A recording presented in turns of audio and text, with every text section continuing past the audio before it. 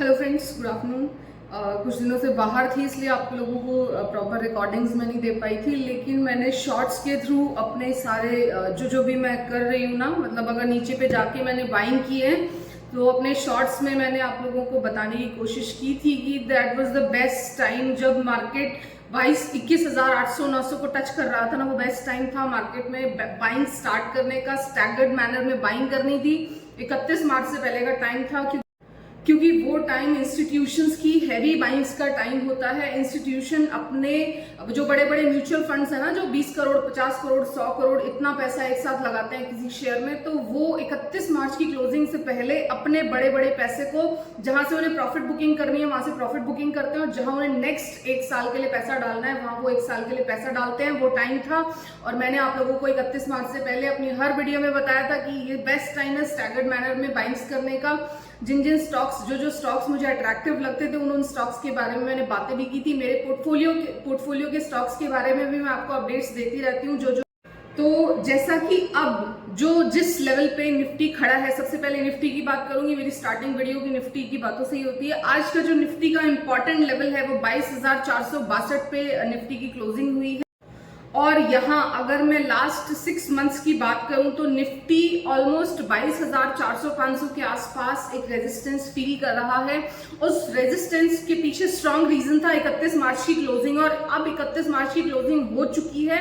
और मैंने अपने एक शॉर्ट्स में भी आपको बताया था या अपनी किसी वीडियो में आपको जरूर बताया था कि निफ्टी अब उड़ने के लिए रेडी है, मतलब उड़ने की तैयारी हो रही है। वो कह रहे हैं ना कि एक बहुत लॉन्ग जंप से पहले एक बहुत छोटा सा ब्रेक है, एक बहुत छोटा सा कहते हैं ना रेस्ट है, उस लेवल्स पे निफ्टी इस वक्त खड़ा है। एक लास्ट बाइंग अपॉर्चुनिटी आप लोगों को हो सकता है अगले 2 3 4 5 दिन में मिले। तो जिसके पास भी जो भी पैसा है ना, वो प्लीज, मतलब कहते हैं ना कि जो स्टॉक है ना, स्टॉक तो एकदम टाइटली होल्ड करके रखना ही है। आपको अपना एक भी स्टॉक बेचना नहीं है। बिफोर इलेक्शन मार्केट बहुत बुलिश है। अगर आपको कोई डरा रहा है ना इस वक्त की मार्केट में नेगेटिविटी है, मार्केट क्रैश होगा, तो मैं आपको बता दे रही हूँ, आप सिर्फ और सिर्फ धोखा खाओगे। आप लोगों को अपना एक स्टॉक, जिस भी स्टॉक में आप निवेशित हैं, अच्छा स्टॉक होना चाहिए, एकदम आराम से पकड़ के बैठे उसे बिफोर इलेक्शन। उसमें कोई डर नहीं है। इलेक्शन या तो बिफोर इलेक्शन या फिर इलेक्शन के रिजल्ट के आसपास एक बहुत ही शानदार रैली निफ्टी में वेट कर रही है, और वो रैली होगी 24,500 के लेवल्स के लिए। बाइंग सेलिंग रिकमेंडेशंस किसी को भी नहीं दे रही हूँ। अगर आप मेरी बातों पे जाके ट्रेड्स लेते हैं, स्विंग ट्रेड करते हैं, सेल करते हैं, बाय करते हैं, एफएनओ करते हैं, आप लोगों की हेडेक है। मेरा काम है मेरे पॉइंट ऑफ व्यू को बताना। किसी भी शेयर में बाइंग और सेलिंग रिकमेंडेशंस नहीं होंगी। 22,462 के लेवल्स बहुत ही इंपॉर्टेंट लेवल्स है निफ्टी के लिए। अगर ये ब्रेक होते हैं ना तो कम से कम 600 या 1,000 पॉइंट की रैली, शार्प रैली, तो आप अगले 15-20 दिन में, एक महीने के अंदर अंदर आप लोगों को देखने में मिल जाएगी। पूरे कम से कम 800 900 या 1,000 पॉइंट की रैली आप यहां से देखेंगे जैसे ही 22,400-500 के लेवल्स ब्रेक होते हैं। और एक मौका मुझे लगता है कि एक आध बार हो सकता है कि एक बार निफ्टी 22,200 या 22,300 के लेवल्स और एक बार टेस्ट करने आ सकता है। वो लास्ट अपॉर्चुनिटी होगी अगर आप किसी भी शेयर को नीचे पे बाय कर सकते हैं। उसके बाद कोई भी शेयर आपको मिलेगा नहीं। उसके बाद शेयर्स में जो फ्लाइट शुरू होगी ना, फिर वो कहते हैं ना, वो वाली कंडीशन हो जाएगी कि आप लोग देखते रह जाओगे और चीजें आपके हाथ से निकल जाएंगी, है ना। कौन कौन से सेक्टर्स पे मैं बुलिश हूँ, कौन कौन से सेक्टर्स और कौन कौन से शेयर्स मुझे हमेशा पसंद आते रहे हैं, वो मैं आपको अपनी पुरानी वीडियोस में बताते रही हूँ। अब जब भी जो भी जिस भी तरह की मार्केट कंडीशंस है, होल्ड करना है उस वक्त मैंने आप लोगों को अपडेट्स दिए हैं, सेल करना है उस वक्त मैंने आप लोगों को अपडेट्स दिए हैं। आज सबसे पहले बात करूंगी भारत इलेक्ट्रॉनिक्स। भारत इलेक्ट्रॉनिक्स के शेयर जिस भी पर्सन ने, मैंने ऑलमोस्ट इसको 180 रुपए से होल्ड करके रखा। अभी 1 से 1.5 महीने पहले मैंने भारत इलेक्ट्रॉनिक्स में पोजीशन बनाई थी 180 के आसपास, और अपने चैनल पे बताया था कि मैंने भारत इलेक्ट्रॉनिक्स में एक अच्छी खासी पोजीशन ली है। किसी भी पर्सन को किसी भी लेवल्स पे बाइंग सेलिंग रिकमेंडेशन मैं नहीं देती हूँ। मैं अपने चैनल पे वो बताती हूँ जो मेरा अपने पोर्टफोलियो में लाइव, एक तरह से कहते हैं ना कि जो भी मैं करती हूँ मैं वो अपने चैनल पे आप लोगों को बताती हूँ। भारत इलेक्ट्रॉनिक्स, थोड़ा सा इस शेयर पे बात कर लेंगे। जिन भी पर्सन को इस शेयर के बारे में नहीं पता है उन लोगों को मैं बताना चाहूंगी भारत इलेक्ट्रॉनिक्स के बारे में। आनंद राठी की रिसर्च रिपोर्ट में भारत इलेक्ट्रॉनिक्स का टारगेट प्राइस दिया गया है 250 रुपए। तो देखिए, सबसे पहले मैं आपको ये बता दूं, 217 रुपए इस वक्त भारत इलेक्ट्रॉनिक्स एक थोड़ा सा रेजिस्टेंस फेस कर रहा है। जिस तरह से कि निफ्टी एक 22,400-500 के लेवल्स पे रेजिस्टेंस मेंटेन कर रहा है। रेजिस्टेंस वो लेवल्स होते हैं जहां से शेयर को आगे जाने के लिए एक बड़े इंस्टीट्यूशनल बाइंग की जरूरत होती है।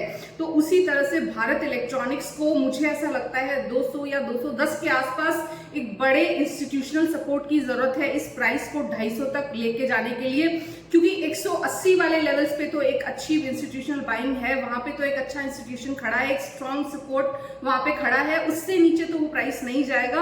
और अभी 31 मार्च की क्लोजिंग के टाइम पे इस शेयर ने एक छोटा सा डिप दिया भी था। ये शेयर 180 के आसपास दोबारा जाके आया था। जिन भी लोगों ने मेरी वीडियोस को कॉन्टिन्यूसली वॉच किया है ना, उन लोगों ने वहां पे जरूर पोजीशंस बनाई होंगी। और अब ये शेयर मुझे ऐसा लगता है जिस तरह से निफ्टी ऊपर जाएगा उस तरह से ये शेयर अपने आप को ऊपर ले जाने में सक्षम है। 250 क्या, मगर 250 क्या, मुझे तो इसके लेवल्स और भी ज्यादा अच्छे लगते हैं। अगर इस शेयर में के रिजल्ट्स और अच्छे आते हैं तो आप इसकी शेयर में 300 के लेवल्स भी देख सकते हो अगले आने वाले टाइम में। और ये जो बिफोर इलेक्शन वाली रैली है, जो 24,500 की रैली है, बाइंग सेलिंग रिकमेंडेशन किसी को भी नहीं है।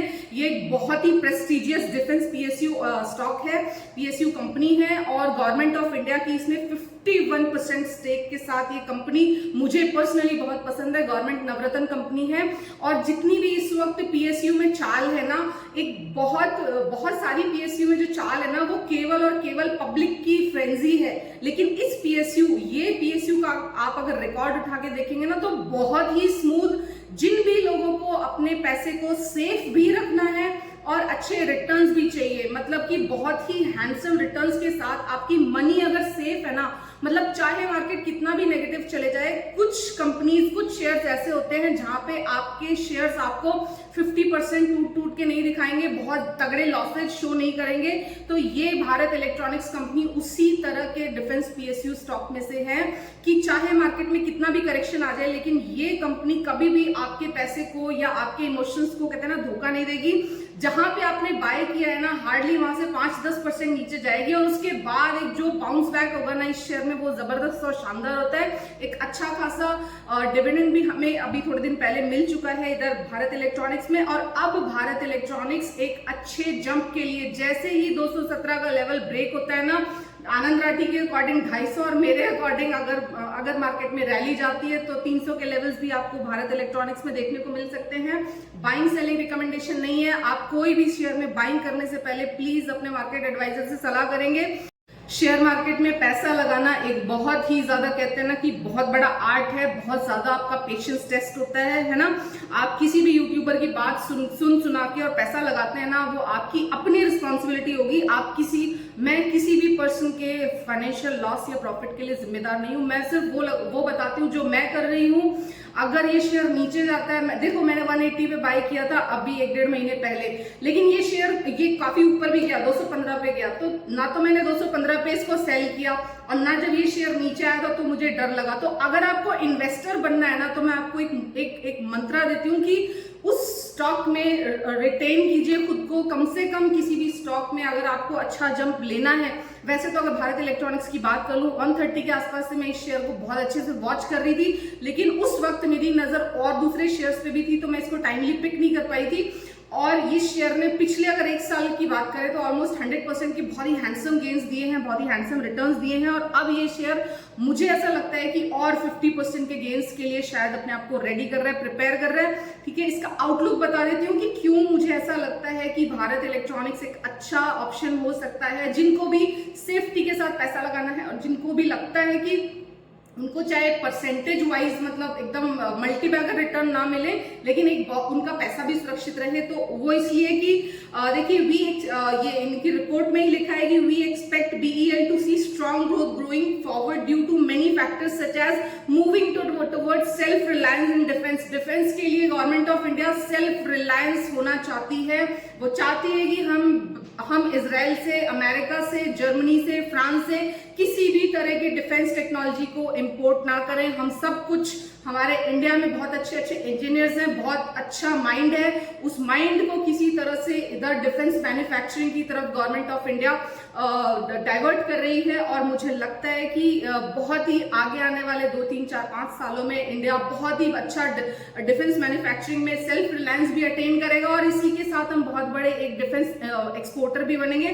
सेकंड बोलते हैं कि robust pipeline and focus export by government of India. Government of India के अगले 2025 और 26 में डिफेंस एक्सपोर्ट्स को लेके बहुत ही शानदार टारगेट्स हैं। हमने आसपास के साउथ एशियन कंट्रीज और इसी के साथ अरेबियन कंट्रीज, बहुत सारे कंट्रीज में अपने डिफेंस इक्विपमेंट्स को एक्सपोर्ट करना भी स्टार्ट कर दिया है, और इसी के साथ लोकल मैन्युफैक्चरिंग और ट्रांसफर ऑफ टेक्नोलॉजी जैसी 2 चीजों का सहारा लेके इंडिया में इस वक्त एक बहुत ही बड़े लेवल पे डिफेंस मैन्युफैक्चरिंग स्टार्ट हो चुकी है। तो उन सब चीजों का फायदा भारत इलेक्ट्रॉनिक्स को होगा। बहुत जल्दी ही हम डिफेंस मैन्युफैक्चरिंग में सेल्फ रिलायंस भी बनेंगे और बहुत बड़े एक्सपोर्टर भी बनेंगे। थर्ड आता है strong order inflow to drive the revenue growth. इस वक्त की भारत इलेक्ट्रॉनिक्स के अगर ऑर्डर बुक की मैं बात करूं तो companies unexecuted order book stood at 68,728 crore, मतलब अगर मोटा मोटा माने तो 70,000 करोड़ रुपए की ऑर्डर बुक के साथ कंपनी 30 सितंबर 2023 का ये डेटा है। तो अब तो और भी ज्यादा बढ़ गया होगा कि ग्रू 50% ईयर ऑन ईयर इंक्रीज है इनकी ऑर्डर बुक में। मतलब आप देख रहे हो एक 200 रुपए का शेयर है, और जिसके पास 70,000 करोड़ रुपए के अनएग्जीक्यूटेड ऑर्डर्स हैं। मतलब 70,000 करोड़ रुपए के ऑर्डर्स पे इस कंपनी को आगे आने वाले फ्यूचर टाइम में काम करना है। मुझे ऐसा लगता है कि फिलहाल जिस भी पर्सन ने जिस भी रेट्स पे भारत इलेक्ट्रॉनिक्स को बाय किया है, प्लीज मतलब एक भी शेयर मत बेचिए अपना भारत इलेक्ट्रॉनिक्स को लेके। बहुत ही अच्छी फ्यूचर के आउटलुक है, बहुत ही अच्छे ग्रोथ के आउटलुक है। मतलब ये तो आनंद राठी की रिपोर्ट में, आनंद राठी की ट्रेडिंग रिपोर्ट में है कि 250 का टारगेट। मुझे तो ऐसा लगता है कि 217 का टारगेट अगर ब्रेक करता है, 217 के लेवल्स अगर ब्रेक होते हैं भारत इलेक्ट्रॉनिक्स में, बहुत ही शानदार अपॉर्चुनिटी है बिफोर इलेक्शन या फिर 24,500 की रैली में ये शेयर आपको 300 के टारगेट्स भी दिखा सकता है। बाइंग सेलिंग रिकमेंडेशंस नहीं दे रही हूं मैं, सेबी रजिस्टर्ड मार्केट एडवाइजर अभी नहीं हूं। मैं जल्दी ही कोशिश कर रही हूँ कि ये लाइन मुझे ना बोलनी पड़े। मतलब मैं कोशिश कर रही हूँ कि ये सेबी रजिस्ट्रेशन को लेने का, ताकि आप लोगों को ये लाइन मुझे बार बार ना बोलनी पड़े। एनीवेज भारत इलेक्ट्रॉनिक्स प्लीज, आपके पास जो भी एक शेयर है प्लीज आपको होल्ड करके चलना है। 180 पे लिया है, 190 पे लिया है, 200 पे लिया है या फिर उसके ऊपर भी लिया है तो कोई दिक्कत नहीं है, डरने की जरूरत नहीं है। छोटे मोटे स्विंग ट्रेड्स आते हैं, ऊपर नीचे शेयर होता है, बिल्कुल भी घबराने की जरूरत नहीं है। कंपनीज के रिजल्ट अभी आने वाले हैं और मुझे उम्मीद है कंपनी के रिजल्ट अच्छे आएंगे। इससे नेक्स्ट बात करते हैं steel authority of India limited पे। मेरे बहुत सारे व्यूअर्स इस वक्त टाटा स्टील और steel authority of India limited में निवेशित हैं। मैंने टाटा स्टील से अपना सारा पैसा, सारा प्रॉफिट बुक करने के बाद मैंने सारा पैसा सेल में लगाया था। ऑलमोस्ट 90 के आसपास steel authority of India limited में मैं निवेशित थी, और उसके बाद मैंने first profit booking steel authority of India limited में 130 रुपए के लेवल्स पे की थी।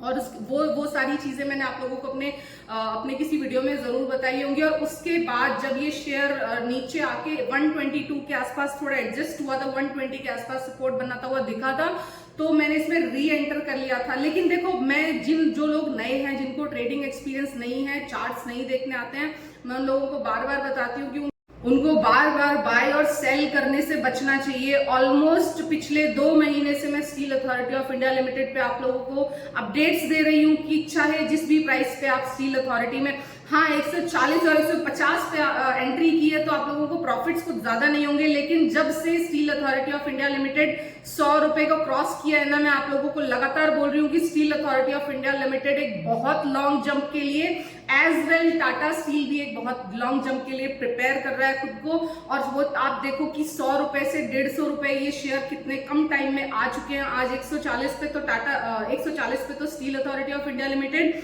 और 160 से ऊपर इस वक्त टाटा स्टील खड़ा हुआ है।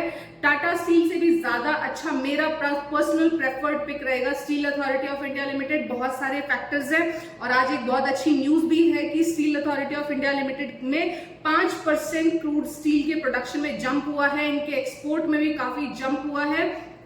तो मुझे टाटा स्टील से फिर भी बेहतर थोड़ा सा steel authority of India limited लगता है। एनीवेज, जिसके पास भी इन दोनों में से कोई भी स्टॉक है ना, प्लीज आप लोगों को एक एक स्टॉक इसका होल्ड करके रखना है। दोनों कंपनीज के रिजल्ट आने वाले हैं, रिजल्ट बहुत ही अच्छे आएंगे।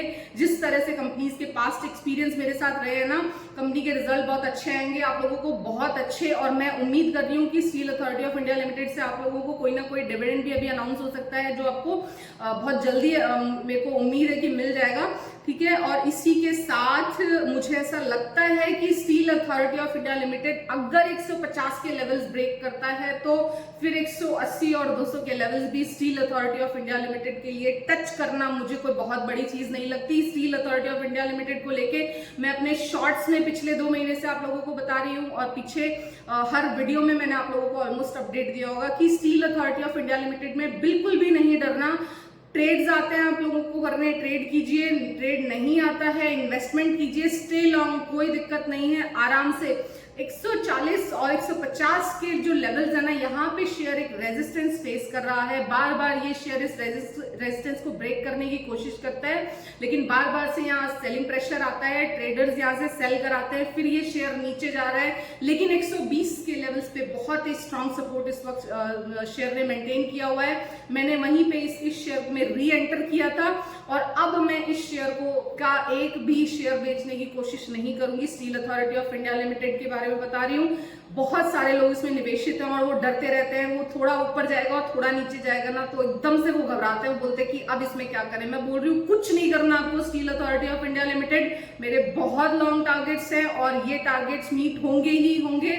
140 के ऊपर थोड़ा सा बाय करते हैं ना, थोड़ा कॉशियस बाइंग कीजिए, क्योंकि यहाँ पे रेजिस्टेंस है।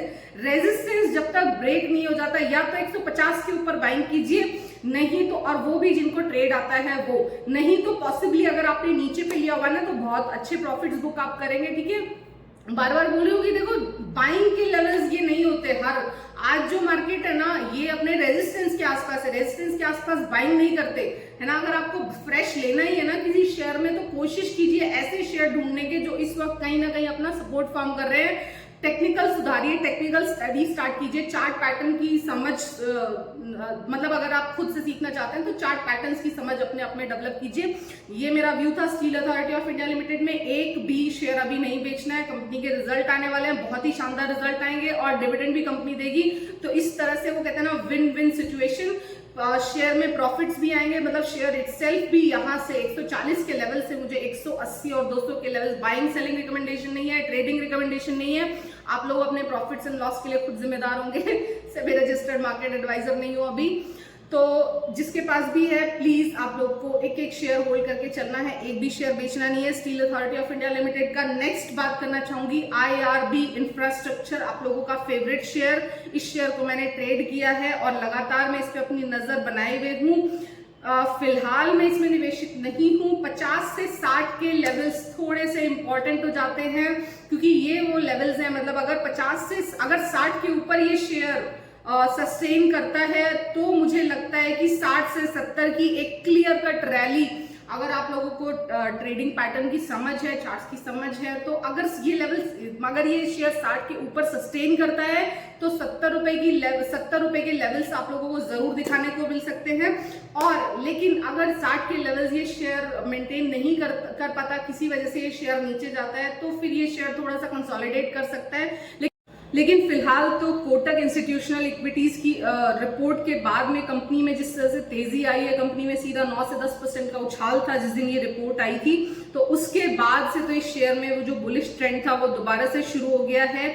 और इसका new concession model by India's highway authority will benefit companies such as IRB, मतलब ब्रोकरेज ने ये बोला है कि जो इंडिया का ये जो इंफ्रास्ट्रक्चर मॉडल है, जिसमें कि अभी बहुत बड़े बड़े हाईवेज और बनने हैं, तो उसमें जो बिग बेनिफिशियरी होगा वो IRB इंफ्रास्ट्रक्चर होगा। रीजन बीइंग कि IRB इंफ्रास्ट्रक्चर का इस वक्त मेन काम जो हो गया है ना, वो जो ये टोल कलेक्शन वाला काम है ना, ये ज्यादा मेंटेनेंस और ऑपरेशन का काम ज्यादा हो गया है। तो ऐसे में IRB इंफ्रास्ट्रक्चर एक बहुत अच्छा बेट हो सकता है, जिसको कि इंफ्रास्ट्रक्चर, इंडिया की इंफ्रास्ट्रक्चर स्टोरी में विश्वास है। लेकिन प्लीज मतलब ये शेयर ऑलरेडी एक अच्छा जंप दे चुका है, तो ये 60 के लेवल्स अगर मेंटेन करता है तो आप इसमें अनदर ऐड करके चल सकते हैं। बाइंग सेलिंग रिकमेंडेशंस नहीं है, मैं जस्ट वो बता रही हूँ जो मुझे लगता है पॉसिबली। देखो अभी ये शेयर मेरे वॉच लिस्ट में है, ये क्या करता है मैं आप लोगों को अपडेट देते रहूंगी। फिलहाल मैं इस शेयर में निवेशित नहीं हूँ, अगर किसी दिन मेरा इसमें मन करेगा, मैंने इसमें स्टेक लिया तो मैं आप लोगों को बता दूंगी। फिलहाल तो थोड़ा सा चार्ट पे वीकनेस है, जब तक वो वीकनेस कंप्लीट नहीं हो जाती, जब तक उस वीकनेस में सुधार नहीं हो जाता। एक्चुअली क्या है ना, ये बहुत बड़ा जंप लिया है ये शेयर ने, अभी 51, 52 से 60, 61 के लेवल्स जो आए हैं ना, वो इस कोटक सिक्योरिटीज के रिपोर्ट्स के बाद आए हैं। तो एक बार इस शेयर को थोड़ा सा एडजस्ट होने दीजिए, या फिर एटलीस्ट 60 के लेवल्स को वॉच करना बहुत जरूरी है कि यहाँ पे ये शेयर क्या करता है। 60 के लेवल मेंटेन किए तो 70 तो कंफर्म जाएगा, और उसके बाद की रैली मतलब डिपेंड करती है अपनी जनता पे। आजकल जिस तरह से जनता किसी शेयर को खरीदना शुरू कर देती है ना, तो वो शेयर फिर 70 क्या, वो शेयर फिर 150 भी जा सकते हैं। तो वो वाली हालत IRB इंफ्रास्ट्रक्चर में हो सकती है। एनीवेज अपनी वॉच लिस्ट में है इस वक्त IRB इंफ्रास्ट्रक्चर। और नेक्स्ट बात करूंगी सुजलॉन आप लोगों का फेवरेट शेयर है। इस शेयर को आपने 8 रुपए से और 40 रुपए पे पहुंचा दिया है, केवल और केवल।